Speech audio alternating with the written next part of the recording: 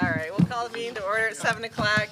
We'd like to inform all board meeting attendees that this meeting is being live streamed and archived for access at any time by our community members on the internet within 24 to 48 hours of the meeting's conclusion. Please rise for the pledge. I pledge Allegiance to the flag of the United States of America and to the republic for which it stands, one nation, under God, indivisible, with liberty and justice for all.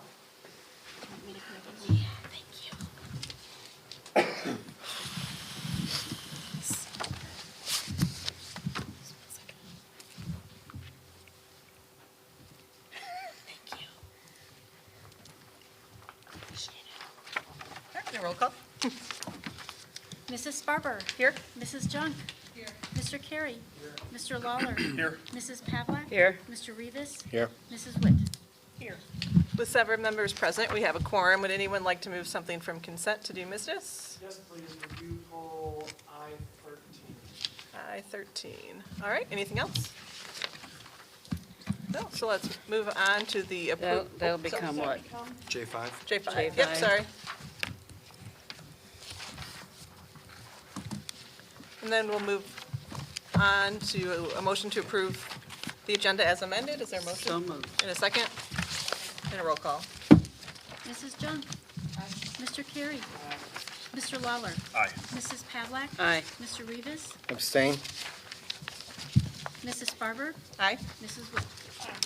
Motion carries 6-4 and 1 abstention. And we will move on to board and superintendent salutes. Yes, for the meeting tonight, we don't have any, but I'll share now and probably also as part of our updates, either in the Keeneland 2020 update or as part of the opening of school. The Elburn Lions and the Taste of Keeneland committee members, both have been invited, and hopefully we'll have all of them attend on the September 9th board meeting to recognize them for their work on the Taste and also recognize the Lions for their work with our special needs students, opportunity that they give at Elburn Days to start the school year. So hopefully we'll see all of them on September 9th. Great. And this is the first opportunity for public comment. Are there any public comments? Nope. Seeing none, we'll move to the consent agenda.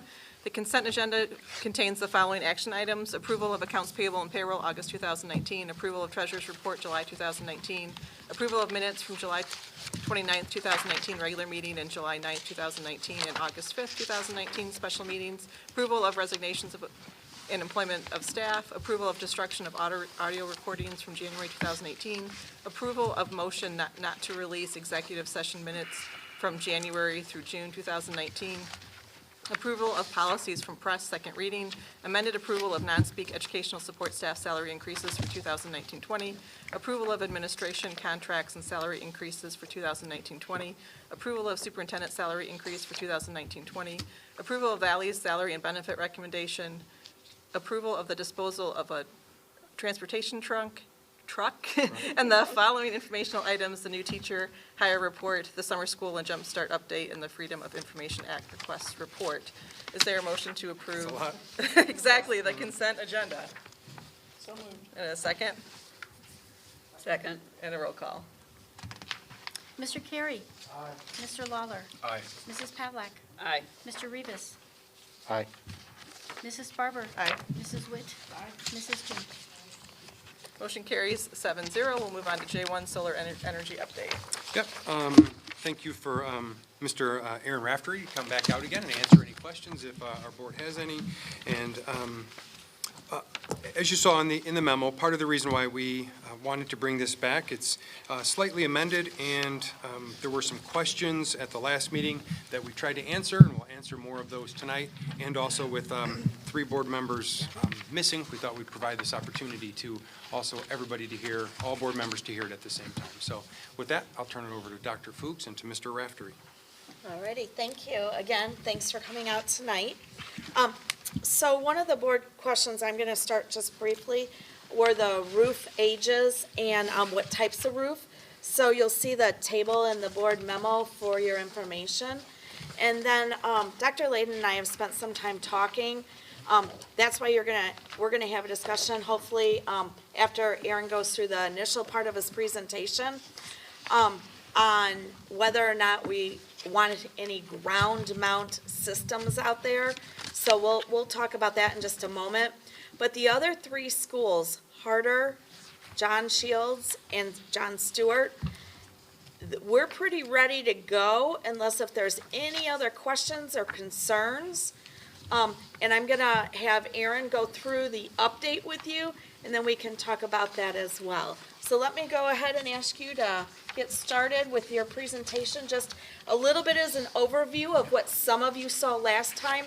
But again, because some folks were absent, we have a couple slides that are the same or similar as to last time.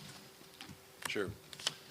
So, so for this first slide, I have sort of a summary of last month where, if you remember, what we proposed was the idea of potentially batching your projects, right? We've looked at all 6 of your schools, not counting the old middle school, and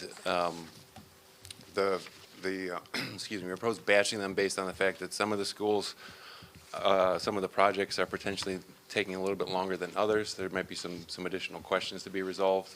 If you remember, in order to submit for the incentives, we need to have ComEd interconnection approval in place, and we have that now for what we're referring to as Batch 1, which is Harder Middle School, John Stewart, and John Shields. So those ones are literally ready to go upon approval. What we proposed last month is we called them Batches 2 and 3, were Blackberry Creek Elementary and McDowell. Those ones, we also have ComEd interconnection approval in place, but because of the fact that they're ground mount arrays in residential neighborhoods, we thought that there might be some additional considerations to be taken into account that we didn't want to hold up Batch 1 from these considerations for Batches 2 or potentially 3. Yep. Aren't Stewart and Blackberry Creek pretty much identical buildings? Stewart and Shields are identical buildings. Yep. Yep. All right, so I've got this is a repetition from last month, but in terms of Batch 1, just to bring back to the board what we are proposing for Batch 1. For Harder Middle School, it's a 460 kilowatt rooftop system. It would provide about half of your annual energy usage at that school. That's a flat roof, so that would be a ballasted system without roof penetrations. That's a newer roof. It was put in 2014, so our team feels comfortable with that particular roof. At John Shields, a little under 300 kilowatts, providing about 90% of your annual electricity needs. John Shields, the flat roof portion out there is older, and we wouldn't recommend putting solar panels on there, but for the metal seam portion of the roof, that's a 50-year roof, and so we feel very comfortable recommending solar for that portion of the roof. And then John Stewart, being pretty much an exact replica of John Shields, we have a similar system designed, again, going after putting the panels on the metal seam portion of the roof. This is a slightly older roof than John Shields, but again, that metal seam roof is a 50-year roof, so we feel very comfortable there. So we're recommending that the board consider the program as a power purchase agreement, which I know we've talked about a couple times. Here I just have the details associated with just Batch 1, what we're calling Batch 1, which is those 3 previous schools. So it'll be slightly over 1 megawatt of total solar systems installed across the 3 schools. Again, there'd be no upfront cost to the district, and there'd be no debt obligation. In turn, the district would be agreeing to buy the power from the systems at a reduced, predetermined rate structure. The reason why Trane is able to offer the reduced energy rate is because we will be capturing available incentives. And so that's there's a federal tax credit available to us, state incentives, which is largely what's driving this new solar programs in Illinois. And then there's a new ComEd rebate available as well. And I believe I mentioned this before, but one thing to keep in mind, the federal tax credit is scheduled to step down at the end of the year. We right now are assuming we can capture this year's rates, which requires Trane to recognize 5% of our total costs for the program. So we're not concerned with being able to do that, but it's just something to keep in mind. And then the state incentives, as we talked about throughout, there's a heavy competition there. The program opened at 150 megawatts, and as of this morning, it's down to 18 megawatts of remaining capacity. So the PPA rate that we're offering is 4.8 cents per kWh with a 1% annual escalation each year over the contract term. And your current rate, so if you look at, if you do an analysis on what you're paying for grid-supplied energy, it's a little over 6.9 cents per kWh. So it's about a 30% reduction in your energy-related costs for the power provided by the system. And we're proposing a 25-year term. And I have a note there on the bullet that if you do the math and you multiply out that 1% escalation over the 25-year term, you're still only at 5.8 cents per kWh. So you're still well below where you are today, even at year 25 of that contract term. Then the other bullet, again, I think I've said this a few times, which is that energy rate is all that the district pays, right? So that includes all program-related costs, including operations and maintenance. There's some scheduled inverter replacements in that 25-year period, so that's all rolled into that energy rate. And the program total savings over the 25 years for just batch 1 is $1.6 million.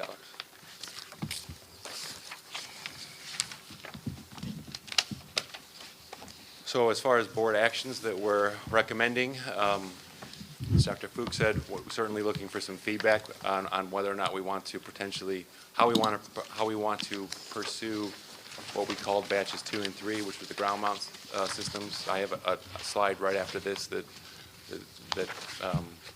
can help facilitate that discussion. The other, so potentially looking for feedback tonight on whether or not you want us to continue to pursue those sites. And then, again, I think I said this last time, but one thing is, so even though these projects are, these batch 1 is ready to go to submit for the incentives, we can't really submit for them until we have approval from you to proceed. The program, we technically could do that, but the program was designed, the program does not want speculative projects to be submitted. They really want to, you know, if they process our application, they're going to issue a contract to train. The expectation is we sign that contract, and if we don't, then we face suspension from the program. So what we'd be looking for is a vote from the board, potentially at next month's board meeting, to whether or not to proceed with batch 1.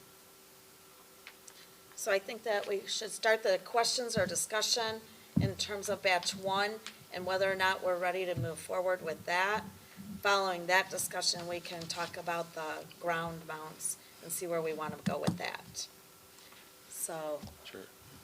So any discussion, questions? You said all of the 3 buildings, the panels would go on the metal portion of the roof, so those are expected to have like 20-something lifespan. For John Shields and John Stewart, it would go on the metal seam portion of the roof. For Harder Middle School, it would go on that's all, there is no metal roofing over there, that's all. Here. What's that? It's here. It's over there, yeah. Right. That's okay.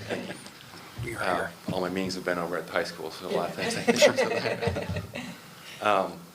So here we've got a ballast, there's no metal roof, so it's a ballasted, it's a weighted mounting structure for this roof. And this roof was replaced in 2014, and we feel very comfortable with the ability to withstand the 25-year term.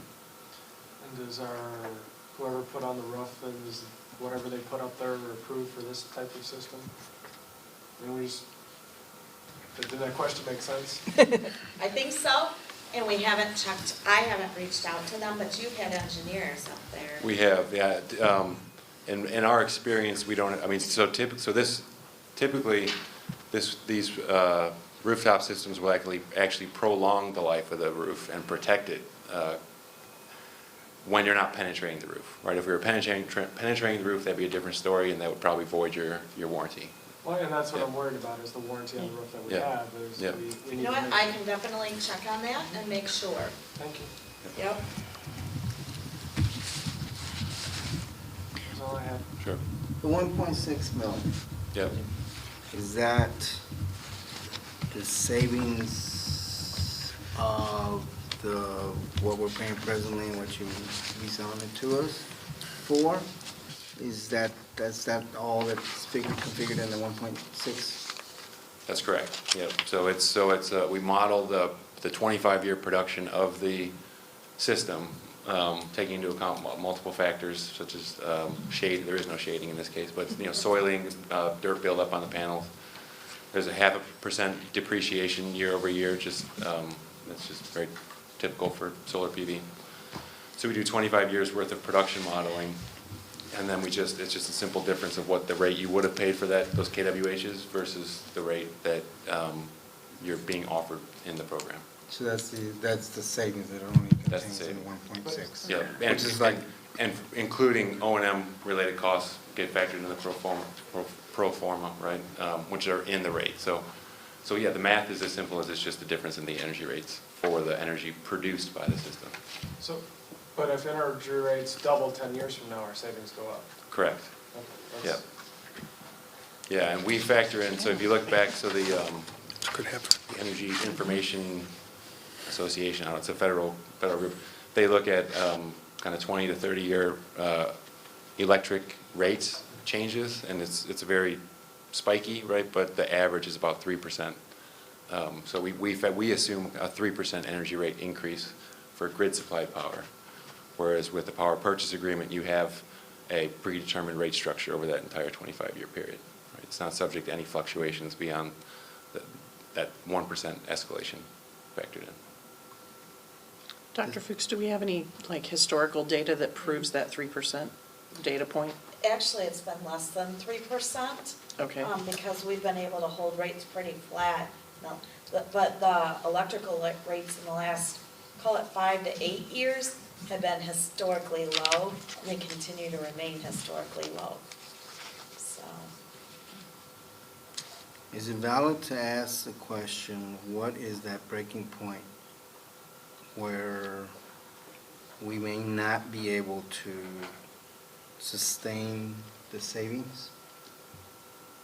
And if so, what would that be? I'm not sure. I don't follow. So there's a savings, right? Yeah. There's a certain point where, or is it fixed already to where we cross bounds and we're actually not saving? And that would be the increase, I assume, of the energy. Well, so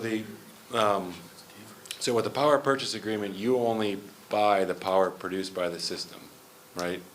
And so from day one, there's savings. We would only be losing if your it goes rates- below 1%. if your right? rates The went down. rate, right? If the grid supplied energy rates went down compared to where they are today, then that would be that's the risk associated with the power purchase agreement. But that's just for inflation alone. No economist, energy economist that I follow is expecting energy rates to go down. Okay.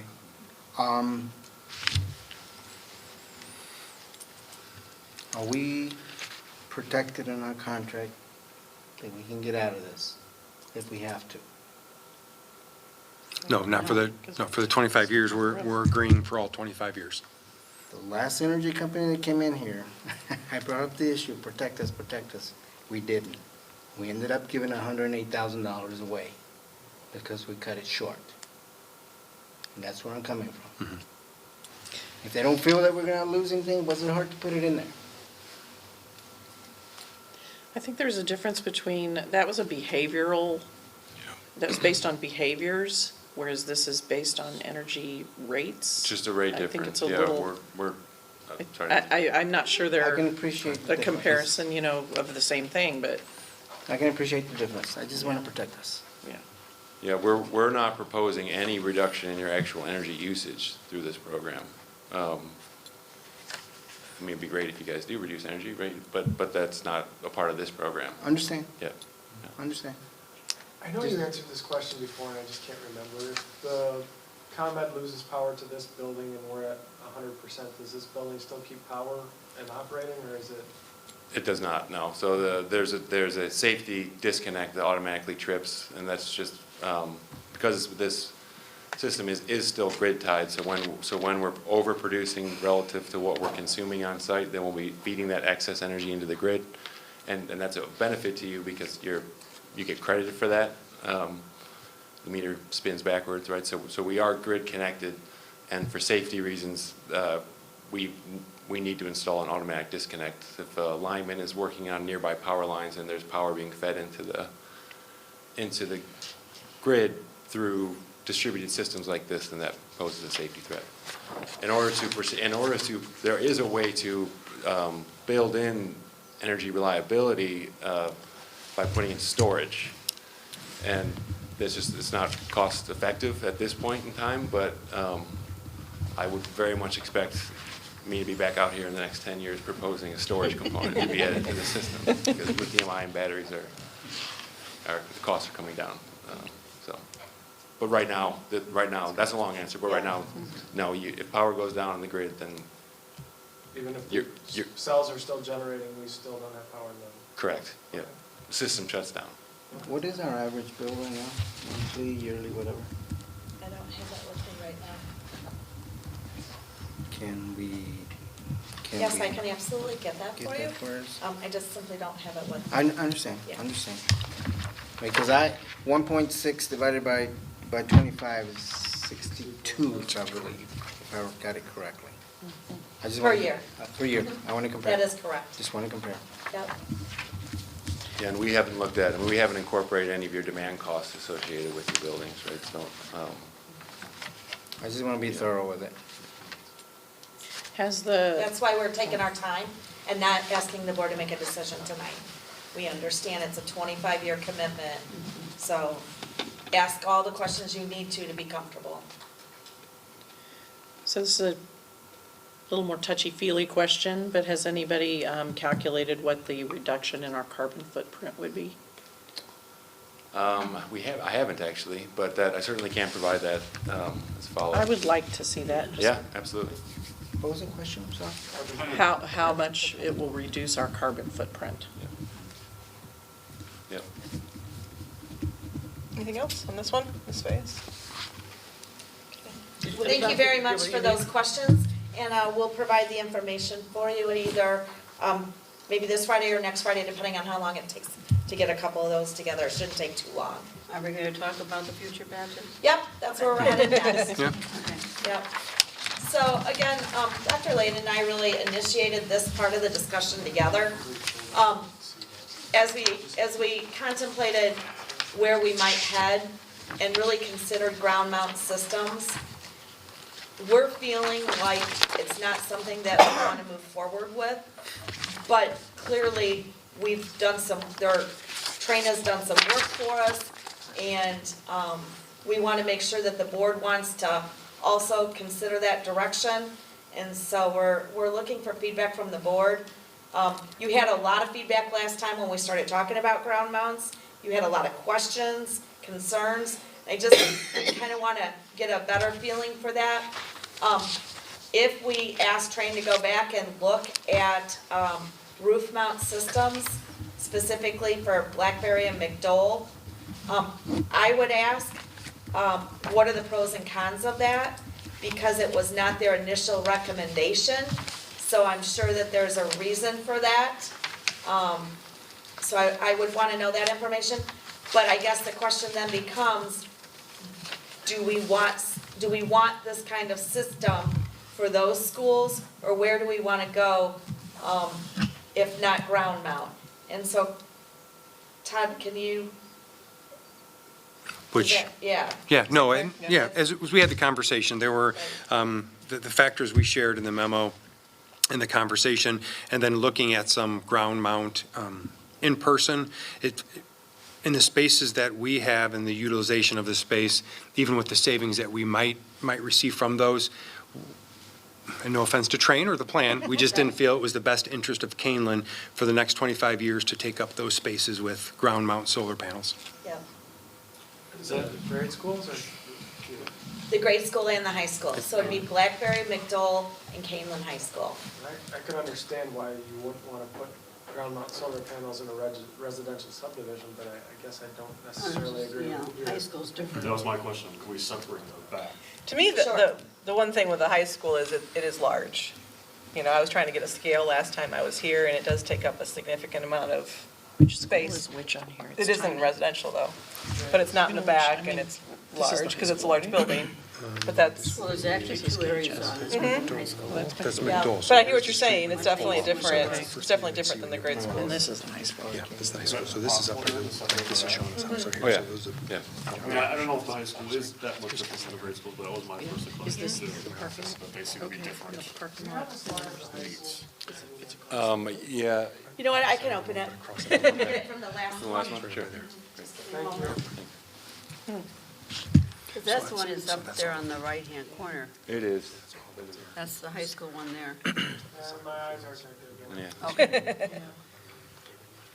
Yeah, the high school was a 1.5 megawatt system, so that as a, just as a standalone project, that's bigger than all of batch one Right. combined. So not to, I mean, batch one is a great program in its own right, but. So, Dr. Fuchs asked, what is the reasoning to not use a different, why the ground mounts for those three? The age and condition of the roofs. Yeah. The, McDowell too? correct, yep. Well, but McDowell is close to residential though. Was that the issue with that one? Well, I think if we could have, if we would have been comfortable with a roof mount system at McDowell, then I don't think we would have had any concerns with residential. Right. But because the roof age, And it looks like, Aaron, maybe the type of roof too is what makes the age yeah, right. different. So, McDowell's a different type of roof than what they're Yes. putting it on Stewart. yes, the type of roof combined with the age. Yeah, because you're looking at metal schools early. Yeah. The metal roof. School Yeah. seems. Yeah, so, so we would expect a roof replacement needed within the 25-year term at McDowell, Blackberry, and at the high school. And in that case, we wouldn't recommend a roof mount. Gotcha. Is that helpful, that visual?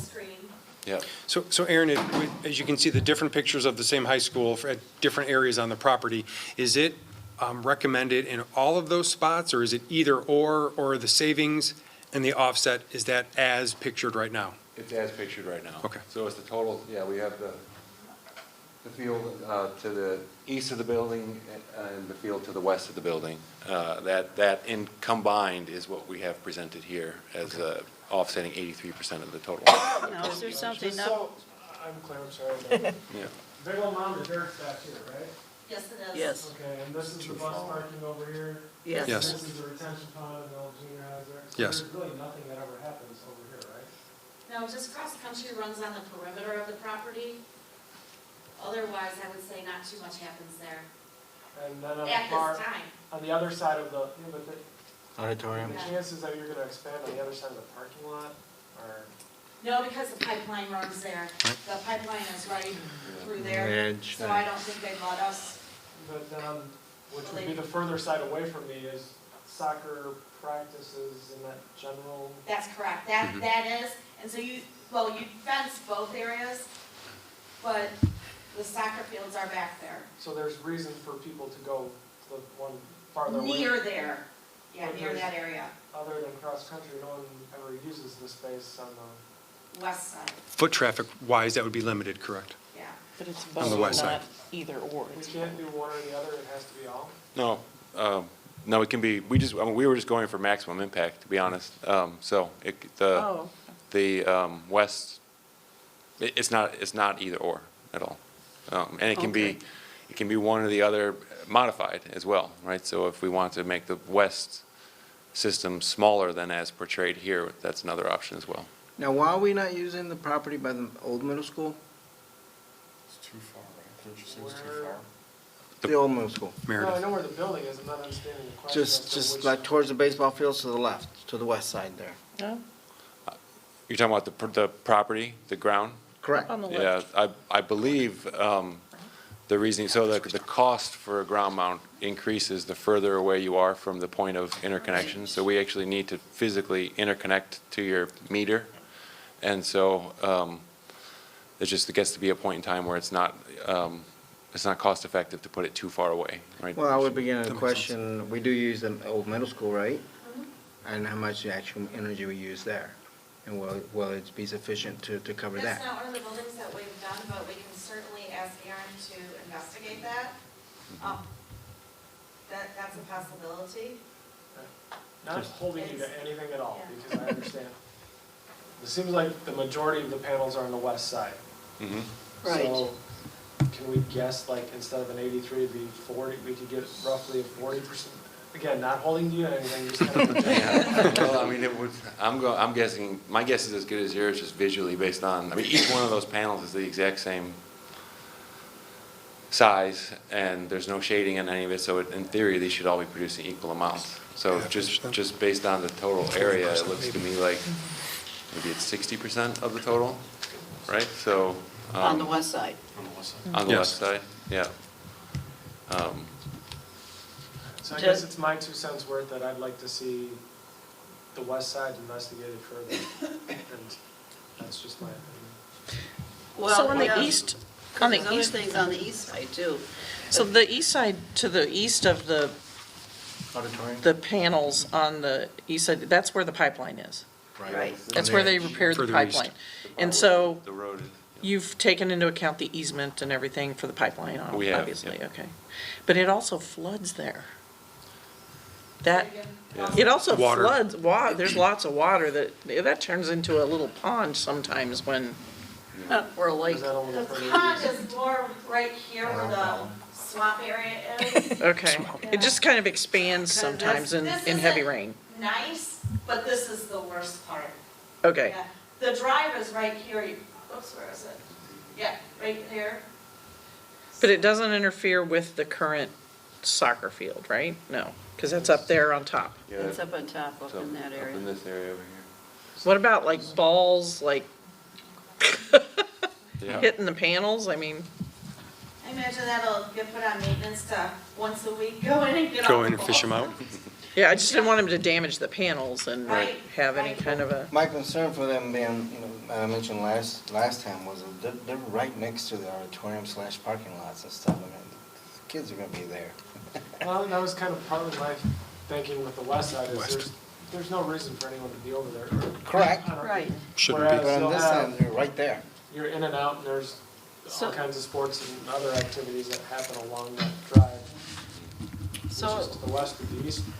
Main parking lot, too. So Ryan, what you're saying is, and you're saying that it'd be more to our advantage and there'd be less opportunity for any issues if it was all just done on the west side and nothing on the east side. Is that what you're saying? That's my thought process, Okay. yes.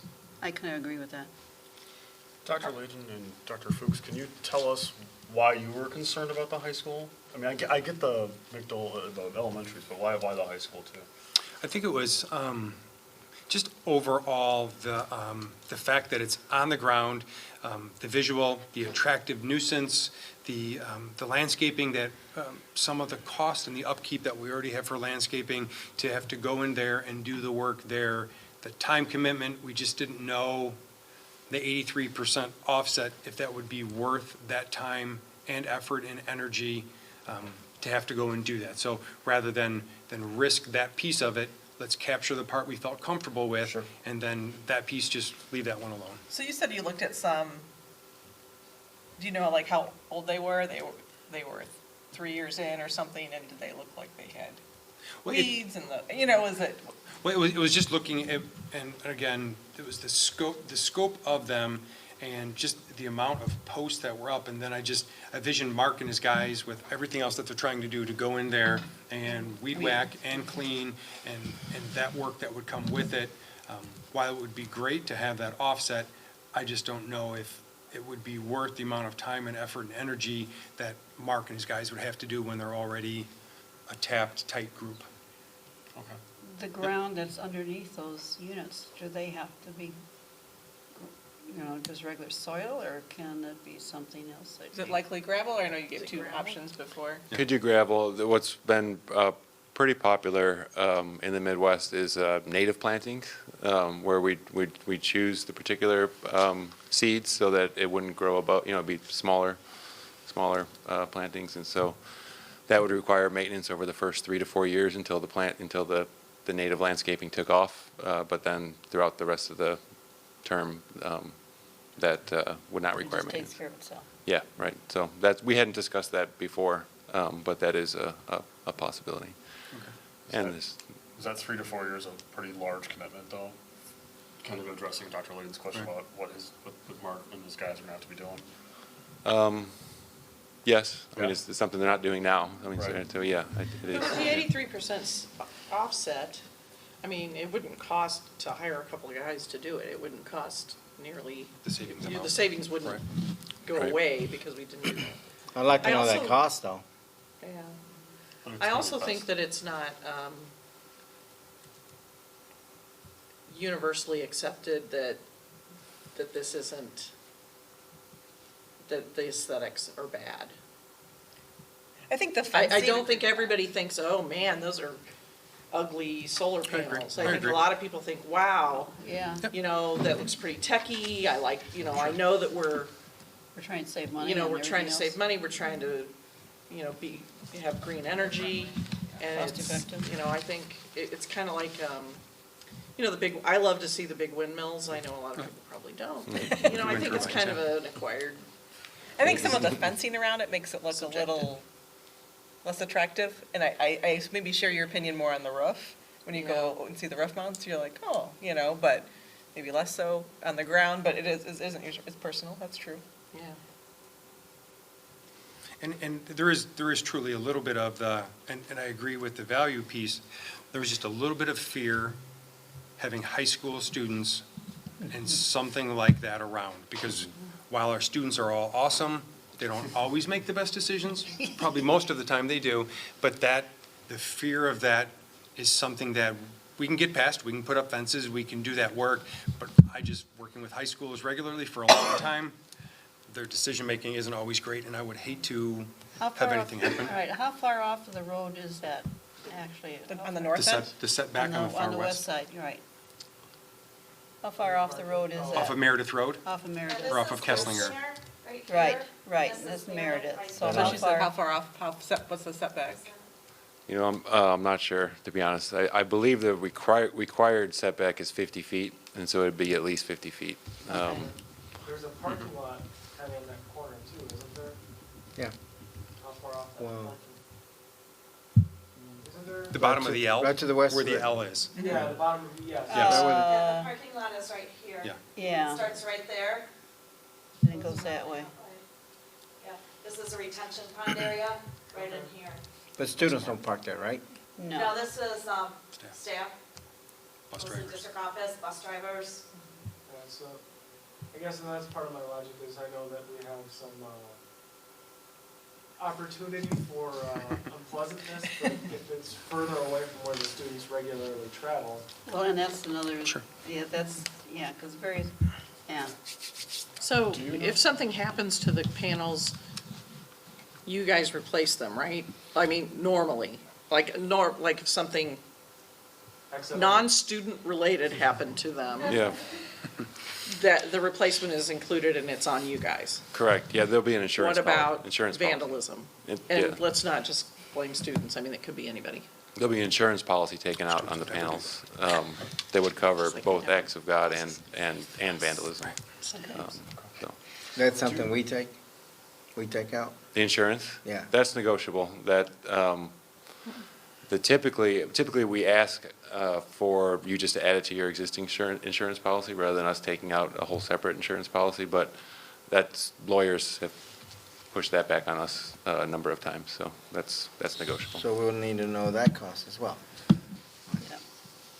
And I can't remember what your lawyer suggested on that particular point, but now that it was brought up, maybe you can just tell your lawyer to push it back on us. Do you know what other school districts have done to maintain, because we talked about security and safety the last time you were here, right? Yep. But like, what have other school districts done to make sure that the panels are safe from God and from?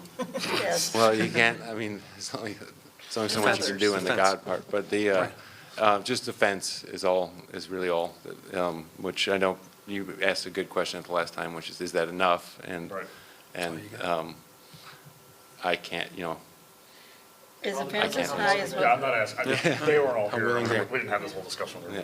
is the fence as high as each of those things? I mean, or is it, Well, the fence are height the can, solar panels higher than what the fence is?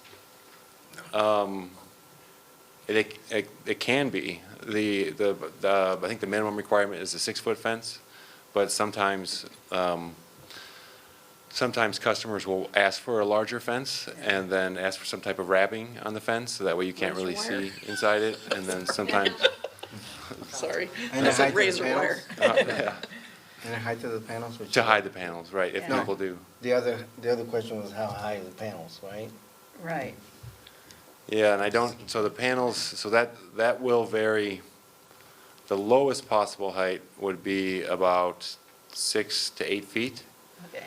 That'll take, so to the comment earlier about water buildup, so we would actually do an analysis of the 500-year maximum flood amount, right? And then that will dictate how high we put how high the racking, the poles need to be. Assuming that we can keep them as low as possible. You want to have at least 2 feet below the panels for maintenance purposes, and so that makes about a 6 to 8 foot total height. Are those panels adjustable? I mean, they're at a kind of a curve, aren't they? I mean, do they flatten out? Do they, We have fixed mount panels proposed. okay, And so then the tilt is determined in order to maximize the production of the right. arrays. There are some dual tracker panels that will follow the direction of the sun. And typically, those can be cost-effective in some of the southern, I can't remember where the line is within the country, but we're above it, to the point where the extra cost with the trackers Okay.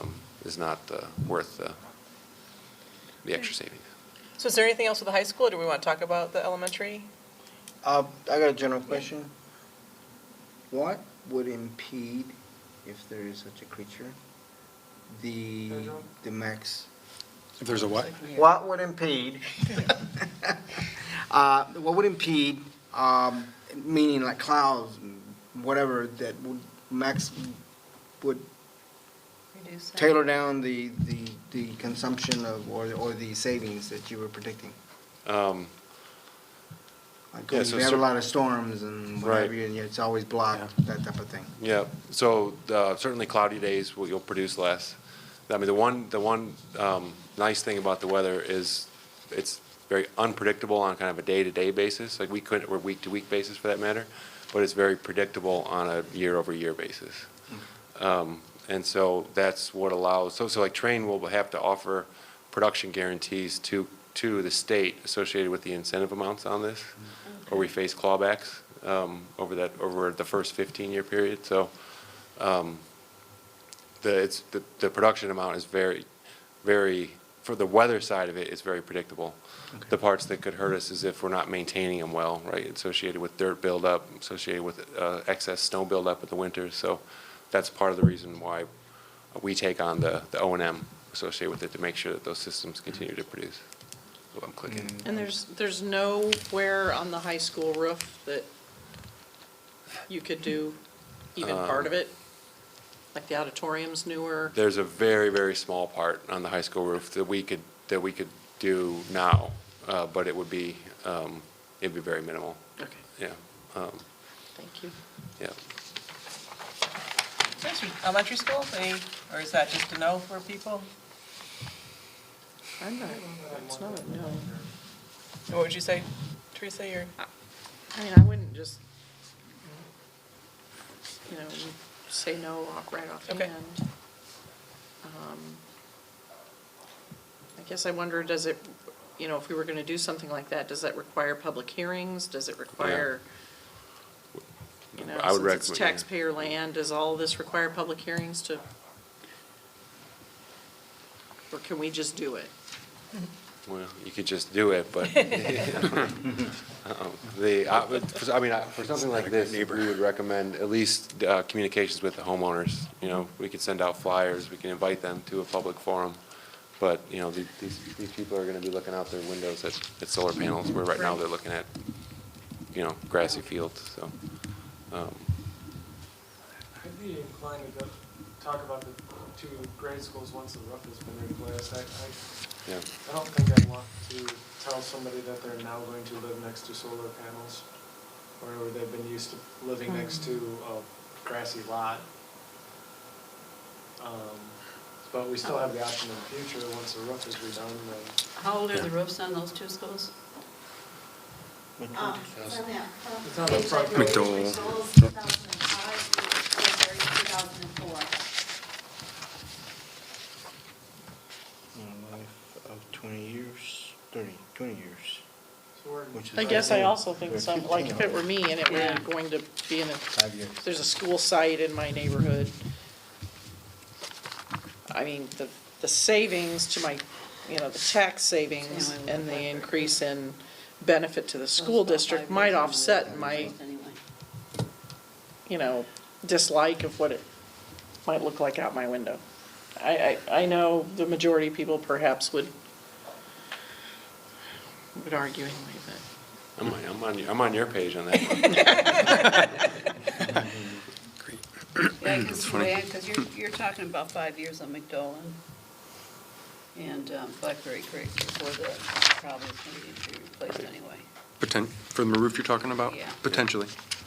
And then if I recall, the last time I asked that question, and it was our responsibility to pay to take those things down so we can replace our roof and then put them back up, Yeah. which I had concerns with. Yep. Which is why we're not recommending To do it, the, yeah. yeah, to put them Okay. there. Yep. Is there anything with the high school that you use at the wall? Usually, I'm sorry, usually we'll have to wait till public comment, I'm sorry. I know, I'd love to. All right, anything else with the elementary? I heard the question, I'll ask it. I know, there you go. Can you use the walls? Yeah, you could, we've seen like they can do awnings, right, that drape off the side of the walls. And so that's actually what we're looking at our local office itself, but it's a little bit more expensive. So the PPA rate will probably be a little bit higher for that type of solution, and then just being such a big school, just thinking of the high school being such a big school, the impact is probably going to be relatively small relative to the size of the endeavor. So But can we give him- it's something we could look at. I was gonna say, can we give him more direction for the elementary schools? I mean, no, we're kind of saying probably no, is No, I that? would say no until What's 5 this years again? is up. Give him more direction with the elementary schools, are we kind of at a no consensus? As McDolin, far as the two that are, I'm Ground mount. sorry, the two ground mount elementary. Ground mount. two Right. ones that we can't do, if you will, Yeah, Right. yeah.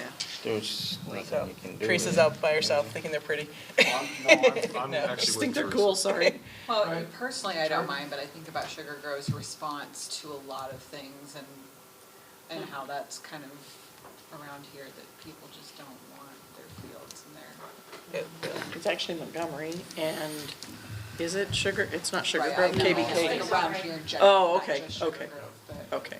Although I'm not a no on any of them, Okay, yeah, just honestly. so there's I at mean, least I might be two. a no on some of them if we could convince me, but right now, I'm good. I like So you'd be a public hearing and I a, think there's other barriers to cross, you mentioned the communities Yeah. and whatever to cross, and I think that's probably gonna sway whether we can do it or not.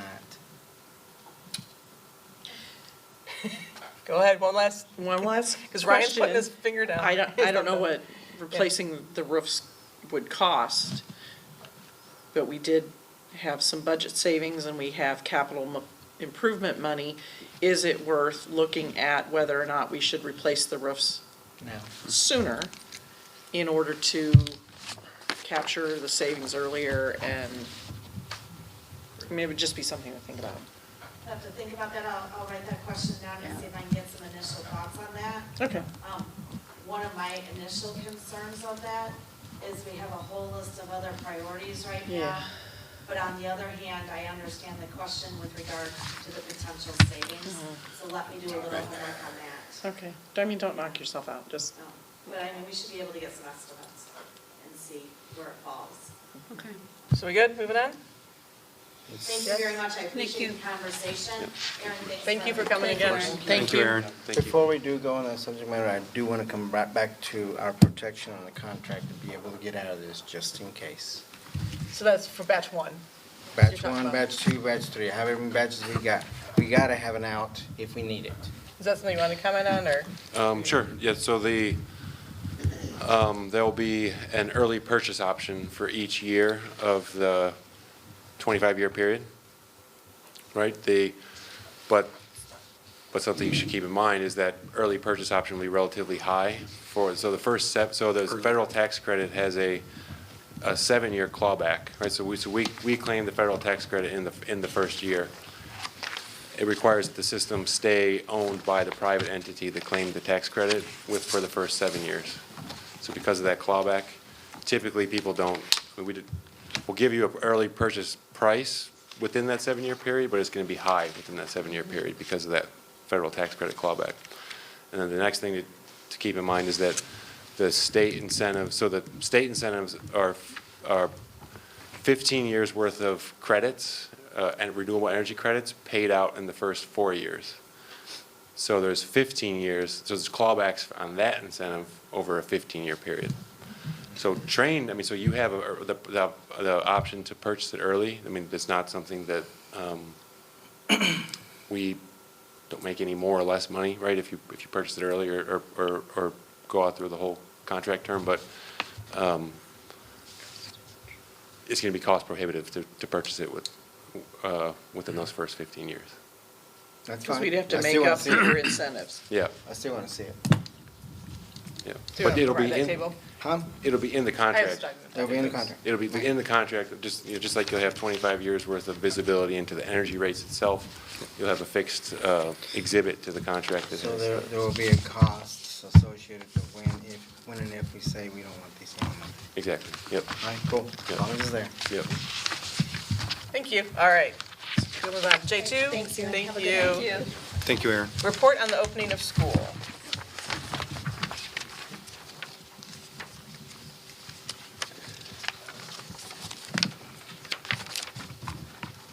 Thank you, Aaron. Yep. I'm going to start here for this part, because then right after here, we're going into strategic plan. So I'll just do this presentation from here and then stay here as we give an update on the strategic plan and the Keeneland 2020 brochure. As I share some of the highlights on the opening of the school year, I do want to share that it's fairly random. So you'll be hearing a thread, and then all of a sudden it'll completely change and go a different direction, because it is somewhat similar to what the beginning of a school year looks like. We have the beginning of a school year where we have things going on in the cafeteria, and then there's an athletic event, and then there's busing, and then there's one-to-one technology. So there's a lot of different things that I'll cover as highlights to start the school year. And again, some of these will be touched on in the Keeneland 2020 update, so I'll try not to take too much thunder for anybody else's group as I share some of these. First thing, as you know, on August 12th, we invited all of our teachers back, welcomed all of our staff back, and we do have over 40 new staff members. I think it's the most we've had new in about 4 or 5 years, so it was great to welcome new staff members in. And just like we've done the past few years, those new staff members will be invited to a meet and greet here prior to the board meeting on the 30th of September.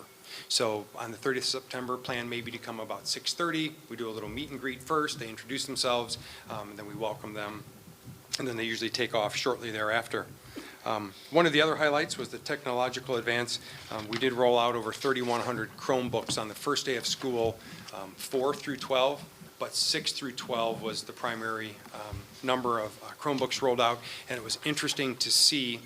Dr. Fuchs and I tried to get up to the high school to see the last ones being rolled out, and Mr. Wolf had imagined about 2 or 3 a minute based on how long it would take, but it ended up being about 8 or so.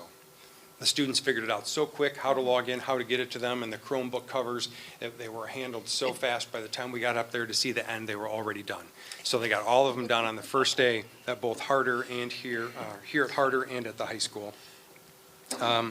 Here's kind of where the random piece comes in. So we go from technology to homecoming. This year, the homecoming parade will be back in Elburn. So we have now officially finished our 4-year cycle of Elburn to Caneville, Maple Park, last year Sugar Grove, and then we start back to Elburn for that 4-year cycle. Wanted to bring a visual If you recall, last year we partnered with the rest of Kane County for 211, which is an emergency health and human services number.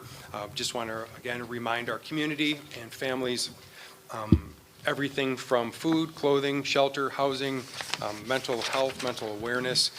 That 211 number reaches out, and it is anonymous to our district, so if somebody reaches out, we don't know that they've reached out.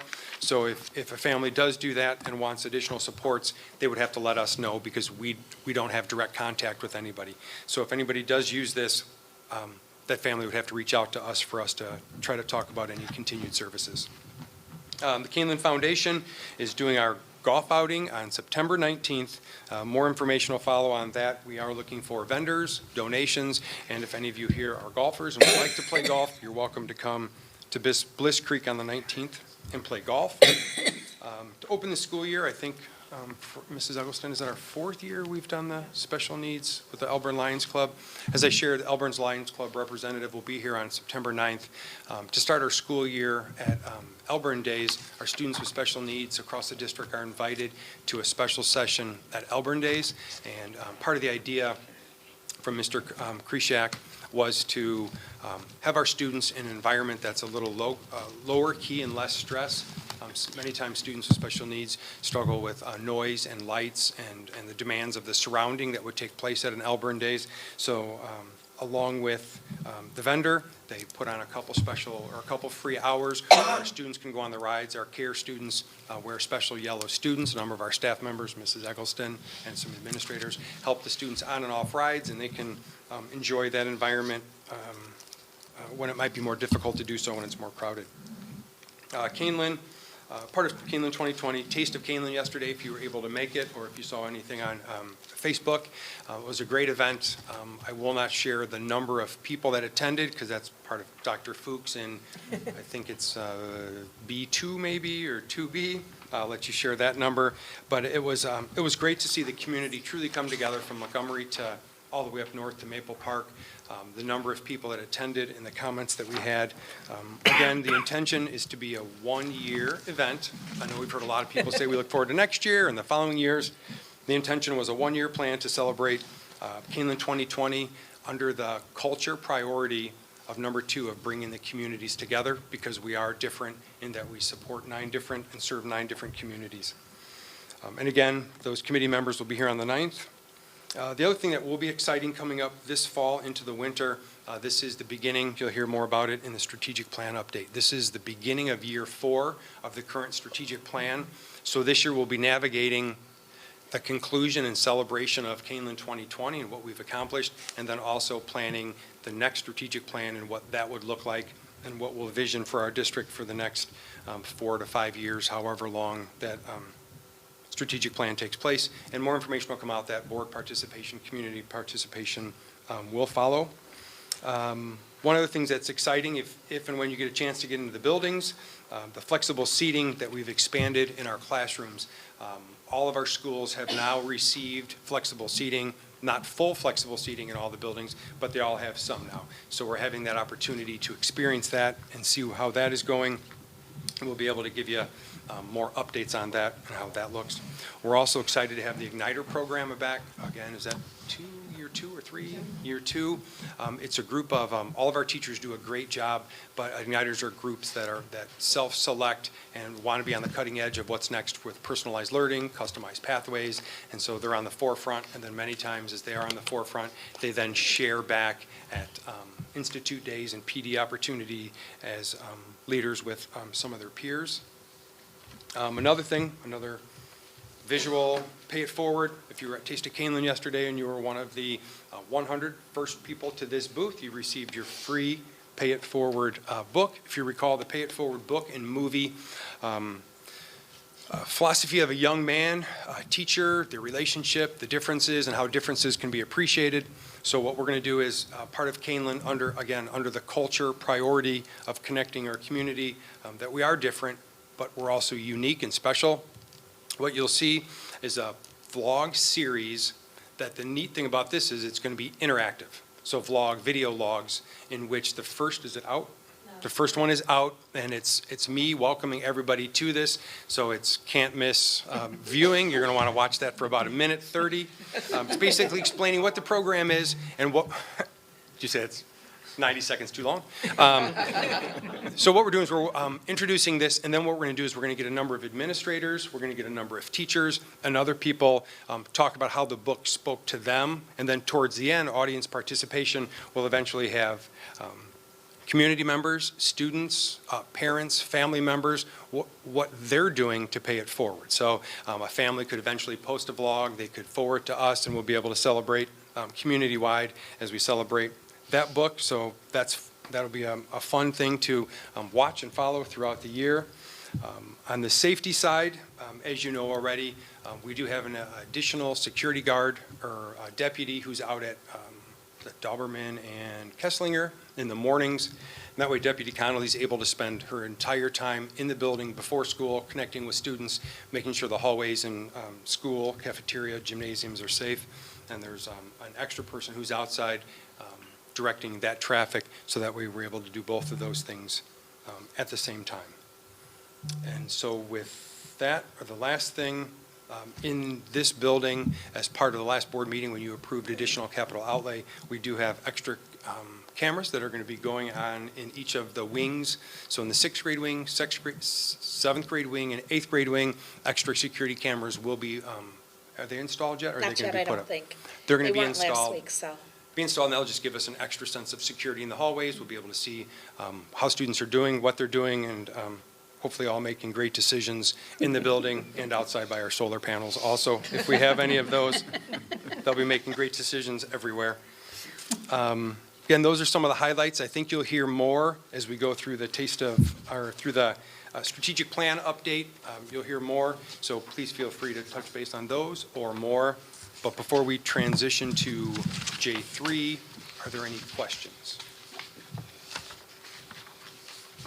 Again, fairly random. The start of a school year is fairly random, so we tried to highlight a lot of those. Next, I'm going to give a brief overview of the brochure again.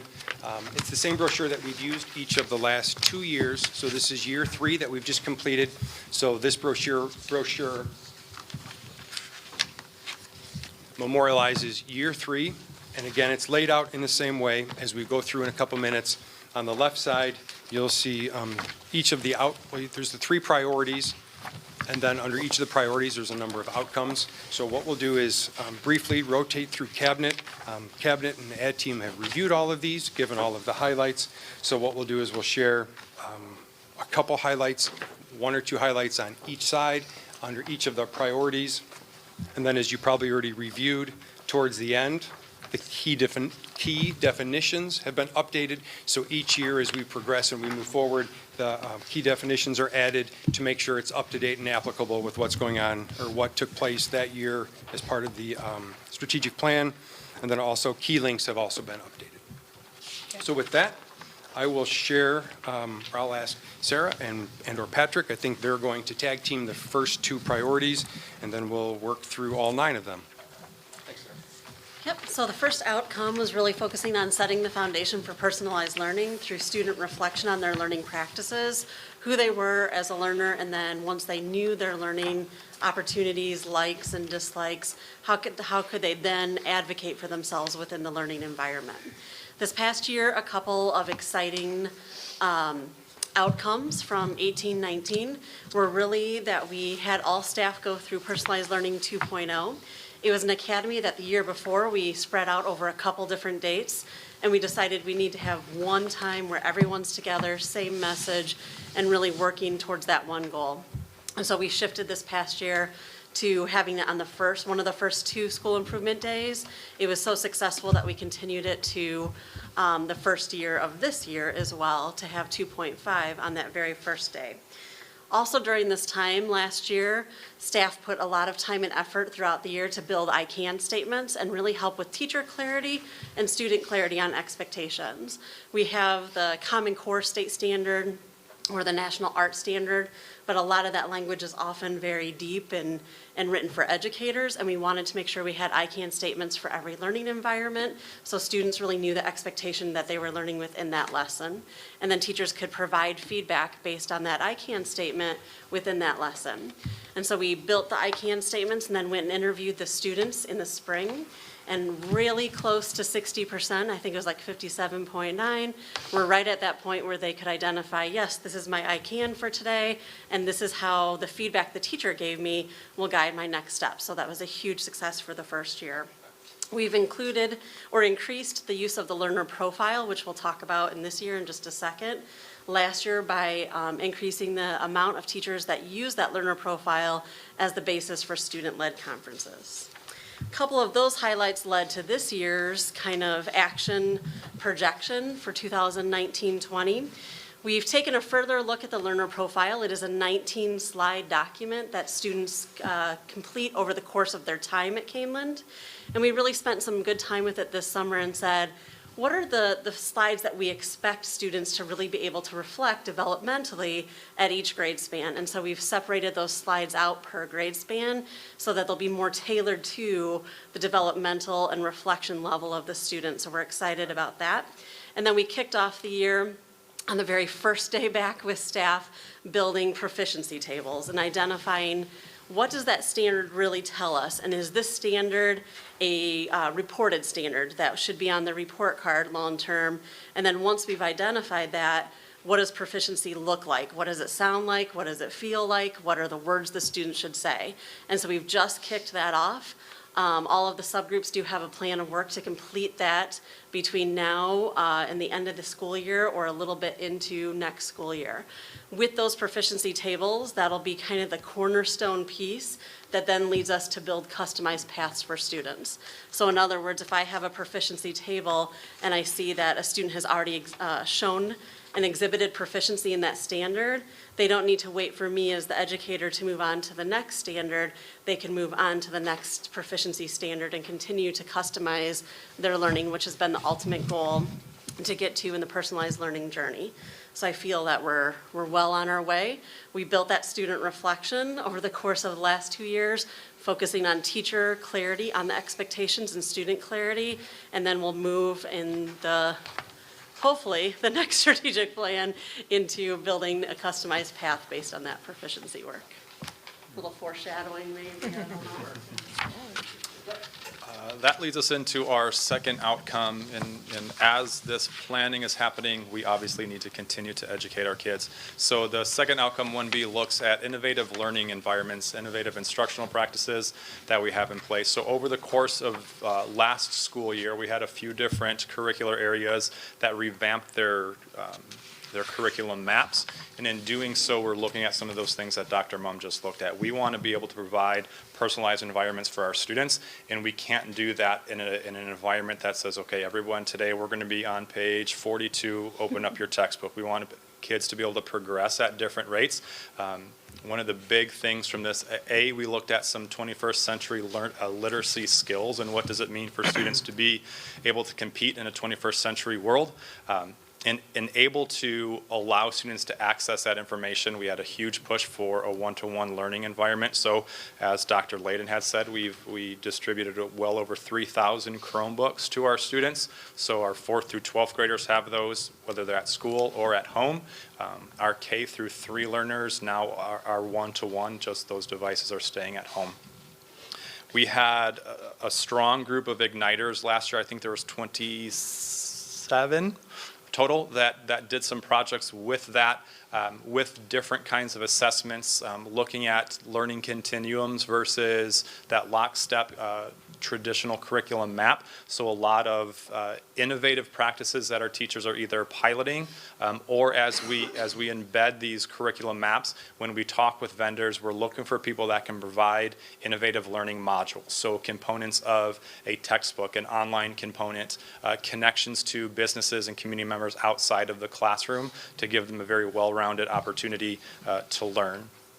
Moving forward, we want a comprehensive place to house all of this. So a huge push for this year is looking at the learning management system Canvas with our 4th through 12th graders specifically. It'll be open K through 12, but looking at some modules, learning modules, those are self-paced. We've hired a teacher on special assignment that is, she knows Canvas inside and out. She's partnered with Kane County ROE, and they've provided some professional development already for our teachers. The cool thing to see with this is that where you'd think some people might be hesitant to these new technologies, there's a lot of very eager teachers that are seeking beyond what our expectations are. Our expectations for this year are to get your feet wet. It's to put up some welcome pages, and by the end of the year to have 2 modules created. We have some that have full courses created, and that translates into students in their classrooms are self-paced. They're able to drive their learning through their own interests, and we're going to continue to use Canvas to allow students to explore those different opportunities. We don't want to just limit this to students. We sent a Canvas course out to parents today, so that went out to everyone where parents can sign up and they can become the actual students on learning all the ins and outs of Canvas itself. Good. Thank you for that, because it was there's a lot of confusion, it seemed, on social media and stuff about Canvas and when to use it and how to use it.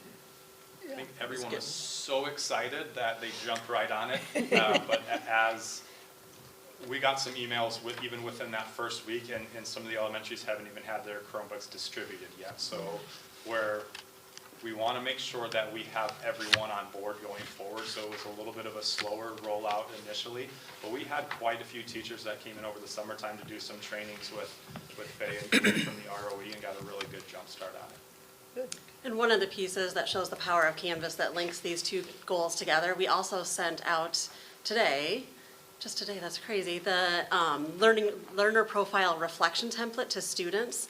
All students 4th through 12th grade on Canvas got an email that said you have a Canvas module asking them to reflect on their learner profile rather than doing it by hand or one-to-one interviews. And just before we came up here, we looked and we have 780 responses already. And so since about 7 a.m. this morning, we have 780 kids that responded to an email asking them to reflect. So that was pretty exciting to see in one day.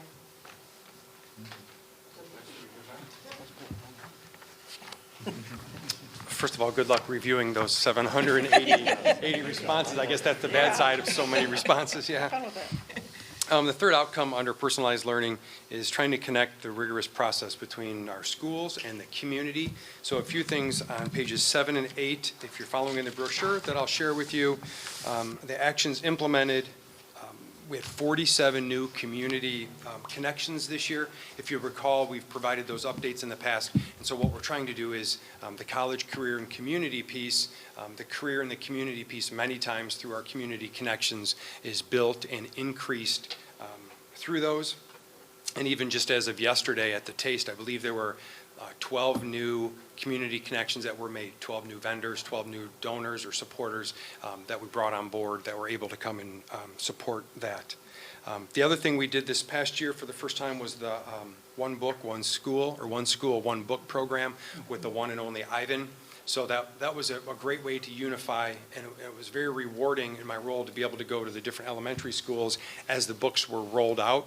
And part of what they received and saw was, and I believe we even showed it here maybe, was the author sending us about a 2-minute video welcoming us. Thanks for reading the book. You're going to love the book. Obviously, she's the author. She believed that. So that was a great unifying experience for all of our elementary schools and to be able to talk about it across schools. And then the other thing that we did over at Meredith, some of our parents and staff members and many of our students had the opportunity to go to an escape room. It was the one and only Ivan escape room. As you know, that's kind of become kind of a popular thing to do, escape rooms for adults. So Dr. Mum and a couple teachers put together an escape room for students. And so the students had to go in and they had to kind of teamwork and problem solve through it to see if they could get out of that escape room. And we do have a book that we're going to be using this year, but that's not going to come out till January, and we've all been sworn to secrecy until January, so I can't share what that book is going to be. So then for this year, upcoming on the Idea Action Bank on page 8 of the same priority, I already shared with it, so I'll just a brief recap. The Pay It Forward program, again, another book.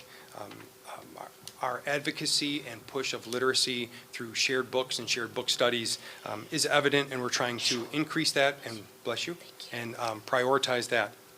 So we'll continue to do that. And then the last bullet point I'll share before you guys can come back up again. At Harder here, they're doing a lot of work with their Flex Fridays, and many of the interdisciplinary teams here at Harder are doing Flex Fridays, and what they're doing is they're using a period of time where they kind of flex their schedule, and as students, they can self-select through community service. They did some SEL peer lessons where they created the lessons, and then as peers, they went in and shared what those lessons should be and what those expectations should be. And also they were trying to do some peer tutoring, which a middle schooler can a little bit of a challenge, even difficult as a high schooler to peer tutor at times. So the fact that they tried to do that on their Fridays, and trying to teach the students of the self-advocacy piece, and also giving back to their peers through the tutoring, the SEL, and some of the community service was some of the things that we tried to capture in that priority. So, back to you guys. So that moves us on to our second priority for our strategic plan, which is culture. I've had the pleasure of knowing about Kaneland's culture from the time that I was far away from here in high school, and it's something that holds strong even to today. So the piece that we want to look at in looking at that 2A is talking about these core values, ingrained core values in everything that we do and everything that our students do, our staff members do, our community does. So we want to make sure that that's explicitly taught, and those are linked into what we're doing on a daily basis. Last year we wanted to recognize or develop a system of recognition for our students, some things that have taken place. We have had breakfasts that building principals have hosted to honor kids that are demonstrating those core values. We've had an increased emphasis on making sure that we're calling home to parents to celebrate when kids are doing those things, when we're seeing students, not those that are always getting straight A's, not all of those that are the typical ones that stand out, but the kids that are going through on a daily basis and showing that they are good people, that they're good citizens, that they're contributing to the culture of a building, that they're contributing to the culture here of Keeneland. We wanted to make sure that we emphasize those. As we rewrote our curriculum maps and we go through those curricular review cycles, we want to make sure that those core values and that culture piece is embedded in those core in those maps. We also, certain schools are recognizing staff members. We want to lead by example. We want to model what those core values are. So there's recognition for staff members this past year for those that are demonstrating our core values. And as we transition to this year, we want to continue that focus. We want to really pay particular attention, and this is what we've shared out with staff, to respect, responsibility, and commitment to excellence. And each grade span, elementary, middle, and high school, are going to start to define what those look like. And we want to make sure that we're giving explicit feedback to students on those pieces and that we're reporting those out. Traditionally, when we had report cards, you may have seen a student that was not achieving their full potential in how that manifests in a grade. Maybe I'm getting a C or a D because teachers might say I'm not putting in the effort, or I'm not turning in my homework, or I'm falling asleep in class.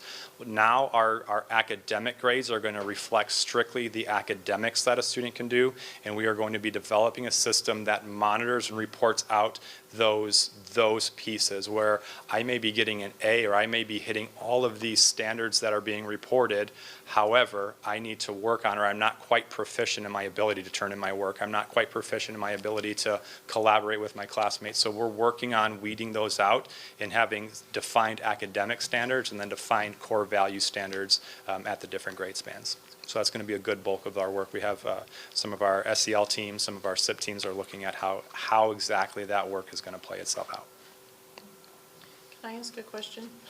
I don't know if you want questions. I know. No, please. And I know this is just a reporting out, but I've started to see a lot of articles about schools moving away from the positive reinforcement of the core values, and that they're having better results by not recognizing students, like not saying you're the student of the day because you held the door open for your classmate, or, the type of things.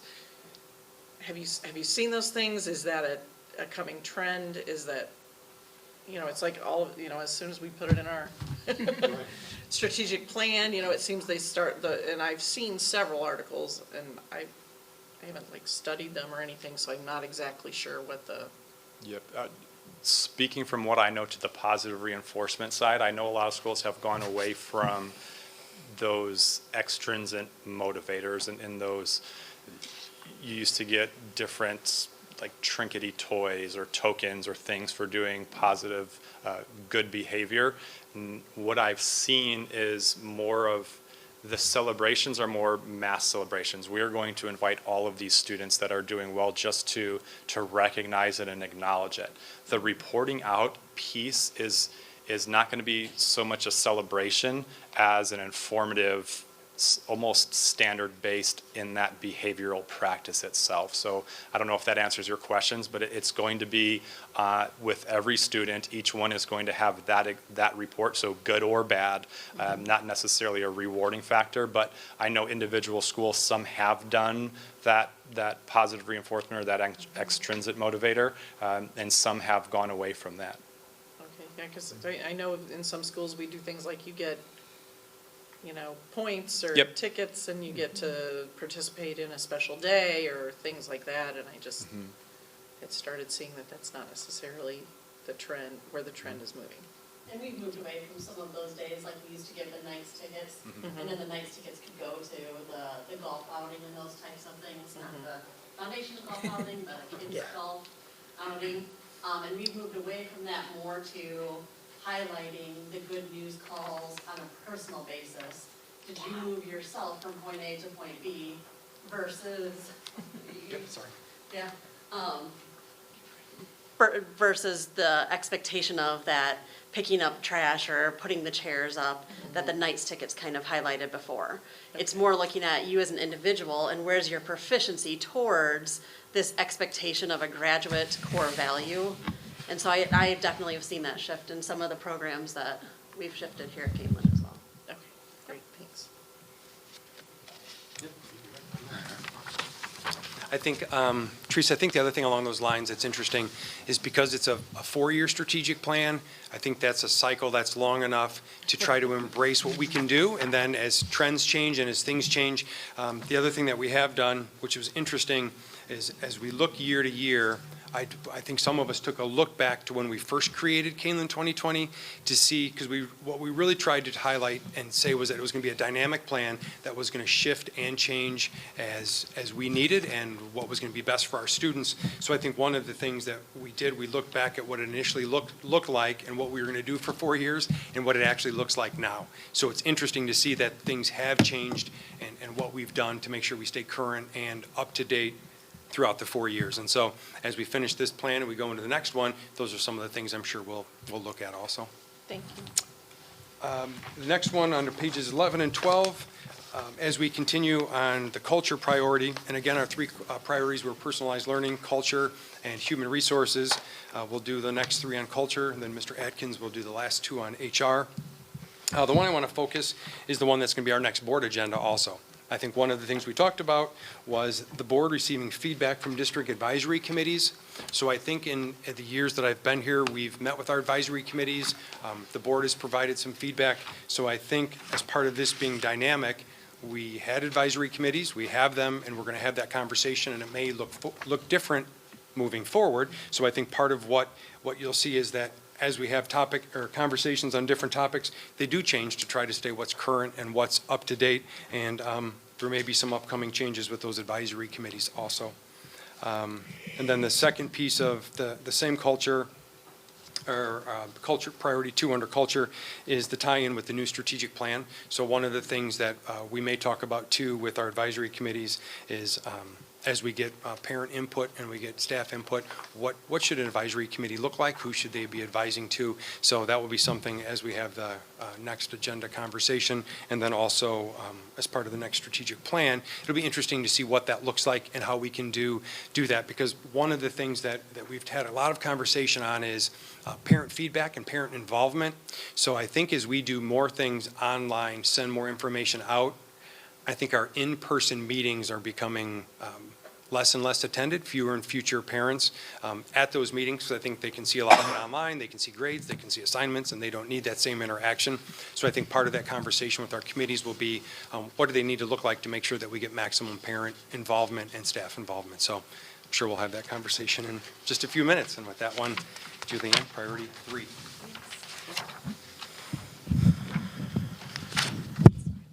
The third priority in the culture section focuses on the unifying force that the district has across the entire Keeneland community. The past year, we have had a group of about 15 to 20 people plan and implement the Taste of Keeneland. It happened yesterday, as Dr. Layden mentioned. It was a wonderful day where we had over 1,300 people in attendance. So we're pretty excited about that. We had hoped to have enough people to make it worth all the time and energy, but not too many people that we couldn't handle it. And I would say it bordered on the almost too many people because we were running out of food. We had to place a couple orders midway through, but everybody really, really enjoyed the day. We've had a lot of positive feedback, and so I think that was a great way for the one-time culmination of this strategic plan, right? Yes, One-time culmination of the strategic plan to celebrate the Kaneland community. In terms of this goal moving forward, for this year, we are going to go ahead next week and meet with that Taste of Kaneland committee, get some feedback from them in terms of evaluation. We'll also continue one of the goals to use our comparable data districts for academic achievement. We did just settle the KEA contract this summer using some of that data. We are also continuing to make sure that our parents in the community are attending our events that we've identified, looking for ways to increase attendance at 2 events per grade span. And so you can see the different events that are on page 14 where we'll be focusing. Chris? Before you, can I just chime in really quick? Yeah. So we had a fantastic time at the Taste of Kaneland, and it was a great hit, so I was really glad that we did that. So it was really excellent. So, Thank yeah, you. Well done. I'm And so thank you glad to to hear all the work from all the people, because it definitely paid off. Great, Yeah. thank you. We had an awesome team. Yeah. It's great. Good. Okay. Oh, Fran, I'm so sorry. Okay, continuing in the area of culture, outcome 2D, Kaneland does value, support, and honor student excellence. So back in 2017, we took a baseline count of the ways that we were recognizing student for the areas of the 5 core values. We determined at the beginning of this year that there were 3 underrepresented core values that were in the area of integrity, responsibility, and respect. So we took the opportunity this year to identify other ways that we could encourage our students to exemplify in these 3 areas and then acknowledge them for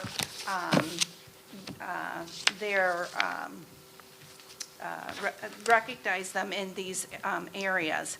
So we were also looking at ways that we could recognize them internally and then externally.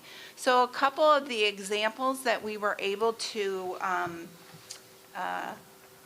acknowledge our students in internal was at the high school, they were doing donuts with the dean, and then at the also at the elementary school, and this kind of goes back to your comment, They did do I Can tickets to exemplify the 3 core values.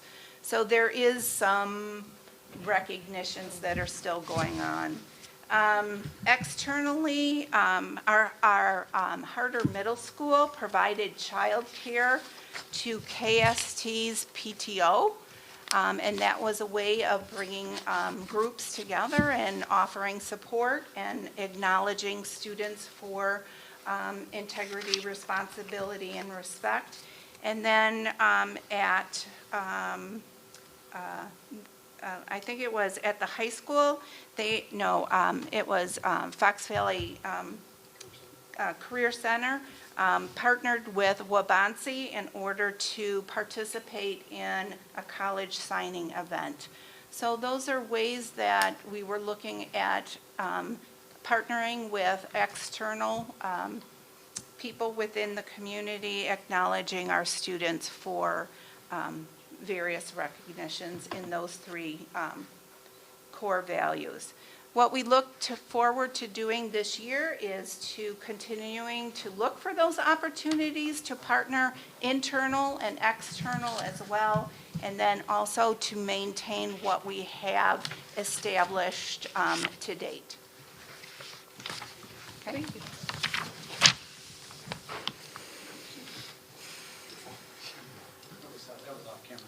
Good evening. I wanted to take a few moments to share where we've gone with our 3rd goal in our Keeneland 2020 plan, that being of our Human Resources Department's efforts to recruit, attract, and retain the best possible people. So this current year, or this past year I should say, we had a subcommittee of administrators redesign and redevelop our hiring practices. It carried over all of the good things that we've been doing already and embedded the Kaneland candidate profile, which the board saw last year, into that process. So when you come and you screen and interview and do a performance task and a final interview with our district, it is all connected to the Kaneland candidate profile to make sure that there is alignment between who we bring in to work with our students, what we ask our students to do with the core values, and what we expect them to know and be able to do as graduates. So we're feeling that there's a lot of alignment now all the way across the board with our systems and structures when we bring people in. We did have a pretty intense hiring season this year. We hired 33 teachers, plus related support staff, so over 40 new hires. All of them went through some version of a new hiring process that utilized that Kaneland candidate profile. I can tell you that we had a plethora of very high-quality candidates apply for our positions, and even that brought in people from across the country. We have a lot of what I like to call and refer to as the Kaneland way embedded into this hiring season. We have 3 alumni that are now teachers. We have 2 different teachers who had left the district and then come back. We had a teacher coming back who was so excited to be here. They drove 8 hours from where they had moved to, looked at houses, bought an iron to press their clothes, and made it to kindergarten registration all in one day. Plus came over to see me to sign paperwork. If you've never, that's just the Kaneland way. That's how our people roll. And I'm really proud of it. It's really impressive. So we've got a lot of great people coming to work with our kids. This coming year, we wanted to take a look at an in-depth look at why people might be leaving our district, whether that be retirement or going to other districts. What is it about that process that we need to learn about, looking at our exit survey data, but then also even more deeply into attrition data and be taking any valuable or salient points from that for our future work. Our second goal is a goal to promote excellence, rigor, and relevance with new staff through orientation, training, and staff development. We've done a couple of different things this past year that we intend to keep doing. One of the biggest ones is that as we are asking our staff to learn about utilizing technology differently and flipping classrooms and delivering information differently so that you can focus on processing that information and applying that information, we started towards the end of the year to flip our mentoring activities with our staff so that they would get things ahead of time, be able to process and respond, and then that way when we did come together, we didn't spend time kind of covering stuff and then discussing it. We'd already done that. People were able to reflect on their own and post video reflections. And we were able to dive right into that collaborative sharing that allowed our staff to have takeaways from the conversation. So we plan on continuing to do that. In the coming year, we are excited with our new 5-year contract with the teachers.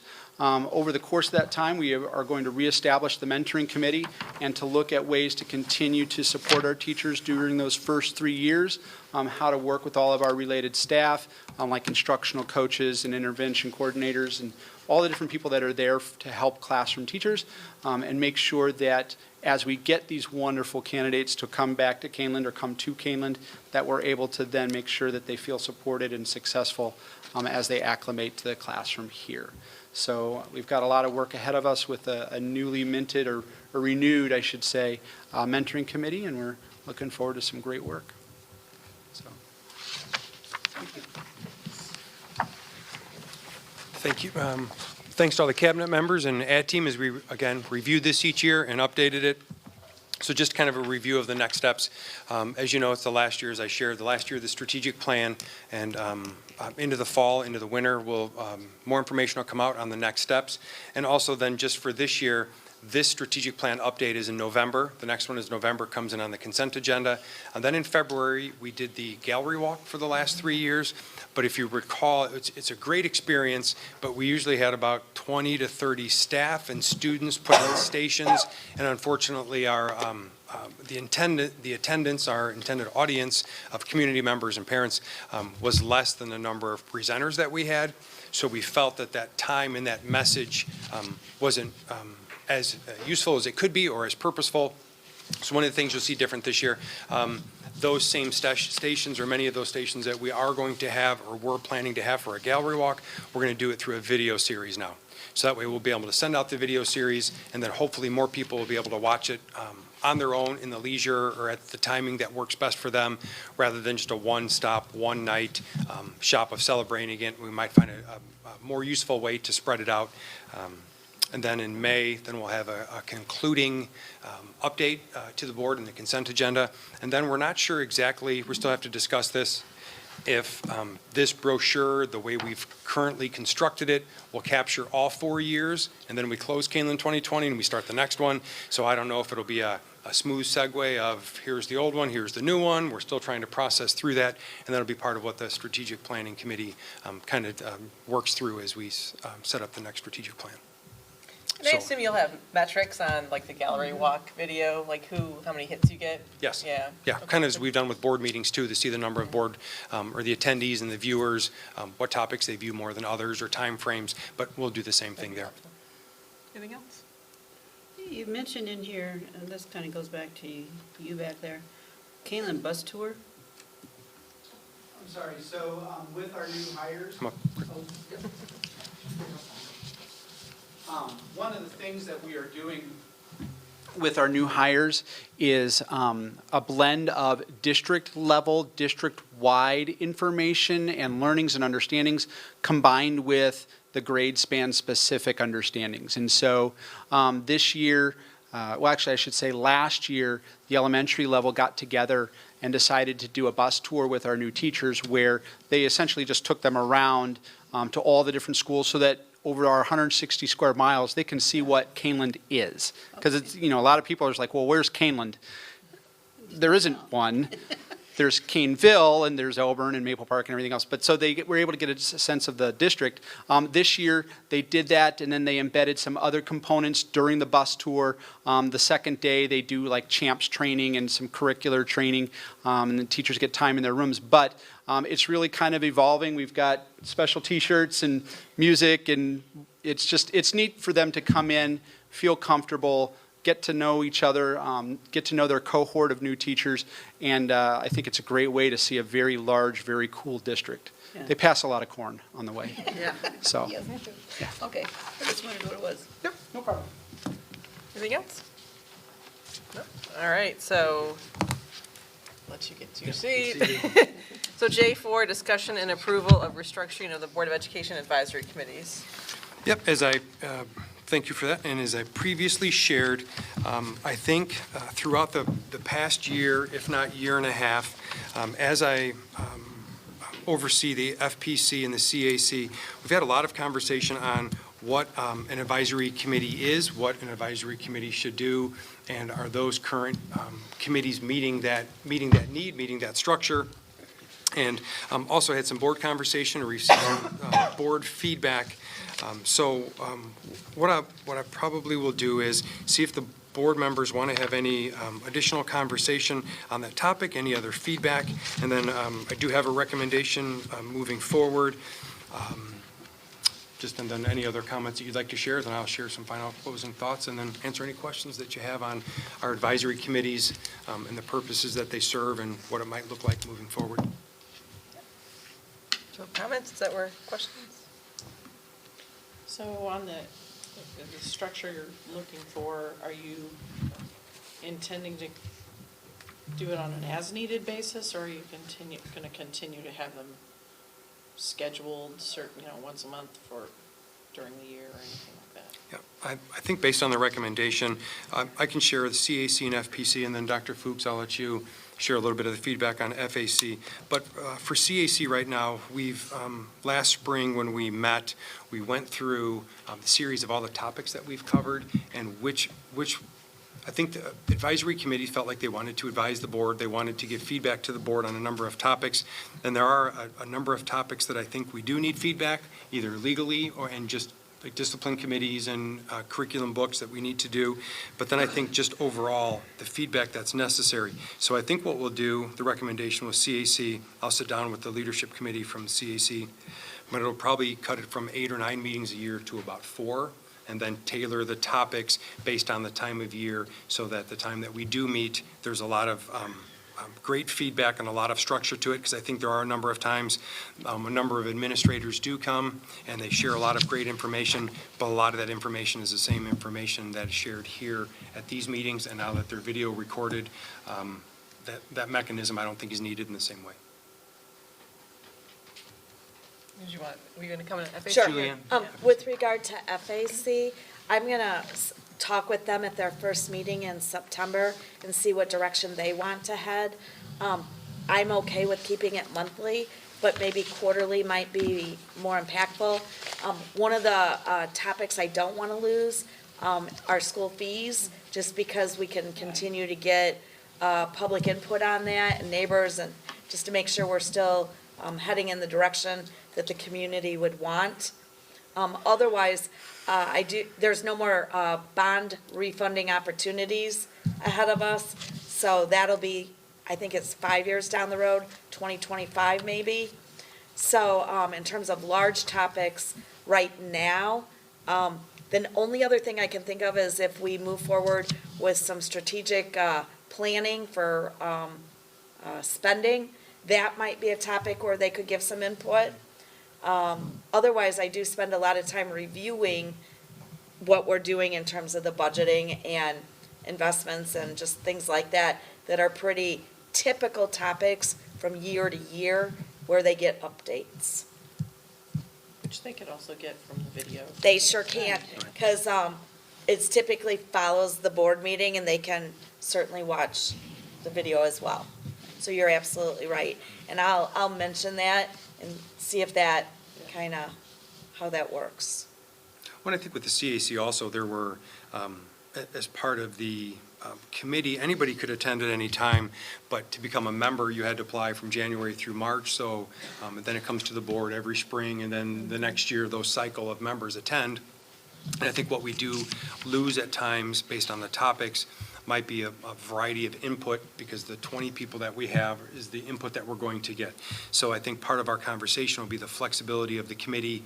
If it doesn't have the same membership structure, because the bylaws won't be the same, do we create a structure that can bring in different people at different times, larger groups, different groups, vary the meetings and even the locations of the meetings, to get the necessary feedback that we need on the topics that we have.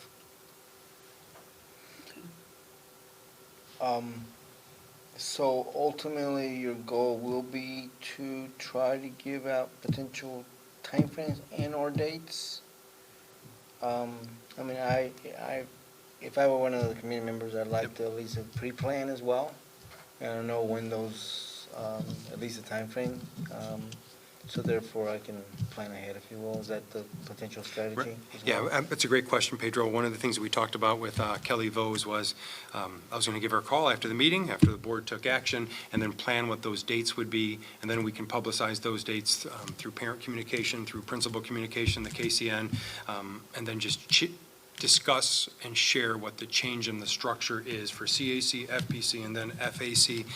That way the community members know, and they know that it might be a different environment, but still have the dates and the time set.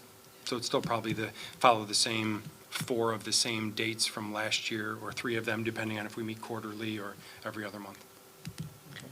Likewise with the other committee. Yeah, and I would say there are several topics that are maybe combined. The ones that I'm thinking of for FPC are the enrollment reports, the capital project spending. All of those are done at both meetings, and I don't know that that's necessary. We could maybe combine something. Yeah. Thank you. So board members then, with it being an administrative advisory structure, we wouldn't need to have required board members required to rotate through the meetings and as liaisons. Correct, with the dissolution of the advisory committee structure to the board, to that as an advisory committee to administration, there won't be that board, the board attendance piece that's required anymore, because that will be dissolved, and board members. Would be able to go? Could attend. Okay. Could attend. We'll still share updates here, because as we do in the superintendent and board updates or reports, we share out a lot of that information, so any board members that would like to come are always welcome to attend. Will we have to coordinate that, though? You'd have an open meetings Yes, act the sort Open of Meetings thing. Act. So what we could do is send out the dates of both meetings, and based on the topics, there might be varied interest based on what the topics might be. So then we can just organize that in advance and see what board members might want to come or are able to come. But it's his question, would you want to limit it to? Yes. Yeah. To keep- Okay. yep, we would for sure. Yeah. Yep. Wait, limit it to what? A certain number, because if we have 4 or 5 there Oh, at yeah, a yeah. meeting, so we'd want to make sure it wasn't a quorum, so we'd want no more than 3. Okay.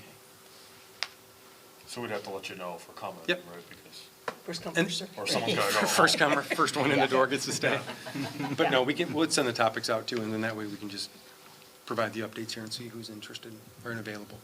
I know that question was asked before, and our attorney had commented on that, on how many could not, or it was free-for-all type of thing. Right. But if it goes along with everything else, I can it's get just a that. 3 or 4, I whatever. can I'm get that. actually thinking that any number of us could go. I mean, That's what because I it's not thought. in a capacity as a, You're Acting not as a board, yeah. deciding anything, you're not voting on anything, I'll right? have to verify that, because I know at the last strategic plan, we had 3, and then as part of the triple I, as many board members could attend as possible too. So as part of restructuring this, we'll both look through the bylaws, Dr. Fuchs and I, to see what changes or what kind of updates we need to provide. It's a I good mean, question. I would think, Yep. like, we all can go to a senior recognition night, yeah, something. Yep. But if we're saying that tonight we're going to talk about the budget, it might feel, there would be, I don't know. tonight, they're gonna talk about the Just budget. info. We're Yeah, just yeah, gonna- I don't know. Good Yeah, question. That's, It's a good question. yeah, we'll ask. All right, so anything else with the committees? No, I just appreciate the historical perspective and the history of the different committees and what they've served and their time they've served. So we'll just, as part of this process and part of the next strategic plan, see what the next iteration of our committees look like and how they can help make our schools great. Great. All right, then I'll entertain a motion that the Board of Education approve the change in the advisory committee structure from that of an advisory committee to the Board of Education to that of an advisory committee to administration. And a second? And a roll call. Mr. Lawler. Aye. Mrs. Pavlik. Aye. Mr. Rivas. Aye. Mrs. Farber. Aye. Mrs. Witt. Aye. Mrs. Junk. Mr. Carey. Motion carries 7-0. We will go on to the J5, which is budget update. Before we, I'm sorry. Yep. Did you have? before we begin, can we reiterate the fact that our our crier person doesn't have to stay here all the meeting? I It is a school night. don't know what your obligations are through the crier, but you don't have to stay the entire meeting. You're welcome. Yep. And you have to stay. Bruno You said stay. you have to. Right, depends on what your teacher said, and that board packet is yours. You can take that with you if you'd like. You're welcome. Sure. All right. I pulled this one just basically because it's a kind of a new form and we haven't seen it yet. I didn't want to get lost in the stack. I figured I'd give Dr. Fuchs the opportunity to give us a 30-second rundown on what's in here. Sure. Please, Do you want just the new form information, or do you want me to do the whole report? the whole report, please. Okay. But high level. Do the best I can, holler if it changes. So, we are almost finished with the 2019-2020 final budget. Tonight's board meeting was important because it's more salary information. After tonight, we can continue entering all the contracts into the system to see where we land. And so, with that being said, you'll see the final budget on the September 9th board meeting. At that time, you'll have the opportunity to have a public hearing and then the approval of the final budget for this fiscal year. From the time of the tentative budget, which is in June, till September, we've had a couple revenue updates. One is the state has told us how much we're going to get for the EBF, evidence-based funding, which is about $150,000 more than last year. Our total funding will be about $7 million, and I've got the number in the report. CPPRT is another number that is released. Yep. It's right here on the second paragraph. Corporate and personal property replacement tax, CPPRT. It does not bring in a lot of revenue for the district, but nonetheless, we'll get a little bit more than I had planned in the tentative. That number fluctuates each year with the economy, and so we never know until late summer what we can expect. In the transportation budget, I finished the claim. The claim for the transportation is based on last year's expenditures. Last year's expenditures, as you know, were less than what we had budgeted. So then that has the domino effect of impacting the reimbursement that we get in the following year for the prior year expenditures. So I need to adjust the transportation budget slightly. However, special ed, I did a pretty good job there of estimating, and so that one will be just fine. That's also in the transportation budget. So revenues are pretty stable with a few changes. Expenditures, we are working on them. There's been no major changes in expenditures except for the salaries that have been committed to at this point for now, KEA, administration, and non-speak staff, which some of that was done in the consent agenda tonight. I have the sample treasurer's report cover. This is based on the conversation that we had at the July special meeting. And so I took a report that used to have all funds on it. It's the exact same report, but I've taken off any non-operating fund. We typically don't have any or much control over the non-operating funds. You'll still receive that information in the treasurer's report in the same format that you always have. But this format is to highlight the operating funds and where we're at on a regular basis. And so on the operating funds, it will be broken up into, if you go across revenues, expenditures, fund balance, and revenues versus or over expenditures. Down your columns, you'll know what we get to date. YTD is year to date received or expended. You'll have the budgeted amounts, what percentage it is of the budget, where we were last year to last year's budget to see if we're trending similarly, and then the total amount received the prior year so you can see where that is. You will also have notes in the bottom right-hand corner. The two first notes will always be the same. And the first note will tell you what percent you should be looking for. So for example, at the end of the first quarter, you would expect to see 25%. But in the school district, you're going to see a whole lot more than that in revenue because we get our two big paychecks in June and September. But for expenditures, you're going to probably see in September higher spending because we do a lot of work in the summer and then it starts to taper off for payrolls. So there will be some trends once you start paying attention to this year over year that you can watch and evolve and ask questions about. The next note that you will always see is how many days of fund balance at the end of that month. In the beginning of a fiscal year, for example, at the end of September, you will see lots of days. Again, because we're sitting on a bunch of revenue at the beginning. But then while we spend down each month, that number of days goes down, and then you'll see our low point is typically at the end of the fiscal year, right before we get that next tax payment, or the first tax payment for the following fiscal year, which if you'll record or remember, according to board policy, we do not book that until July. Then you'll see I have a dash, and that's where I would put any specific notes of things that happened that were special during that month. So between now and May, that number we're showing now is gonna keep dropping, days of fund balance. That's correct. Until end of May is just kind of a low point. Yep. The, You'll see at the beginning of the year, the revenues over expenditures will be significant, and again, that will come down each month as we continue to pay payrolls. I didn't want to interrupt you, I had a question if you're. Go for it, I'm Okay.